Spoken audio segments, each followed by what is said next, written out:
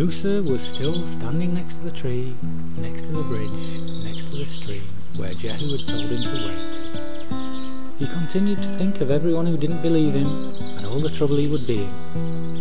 And everyone he knew who didn't know what had happened so far, but when they found out, would not believe his side of the story anyway. He did all this whilst kicking the bottom of the tree and mumbling to himself. "Oi, what do you think you're doing?" said a starling, popping its head out of a hole in the tree. "Sorry," replied Moussa. "Well, don't do it again, otherwise there'll be trouble," the starling said before flying high over the tree and perching on a branch. Moussa slumped his back against the tree and folded his arms, completely fed up with the world. He looked over at Sergeant Jehu, Bunny and Mr. Catlin and wondered what they were saying about him. It probably wasn't anything nice. He thought how awful it was that they were calling him a liar when he was the innocent victim. Moussa then began to feel quite guilty. He'd called Mr. Catlin a liar after all, and maybe he was a victim too.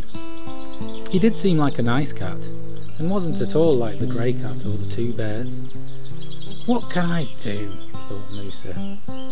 If he was taken home by Sergeant Jehu, not only would he be in a lot of trouble, but Grey Cat would know exactly where he was and know that he'd been to the police. "What should I do?" Moussa continued thinking to himself, looking over the bridge and across the vast countryside.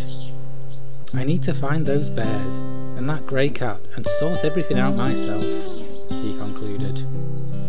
He waited until no one was watching him and then ran as fast as he could over the bridge, past the woods, into the park and onto the fields. He ran and ran and ran.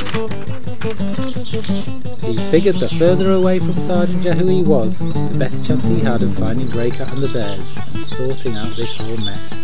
"I'll find out where they are and then I'll go straight to Sergeant Jehu." He had finally drawn up a plan he thought was sure to work. So he ran and ran and ran. He ran as fast as he could.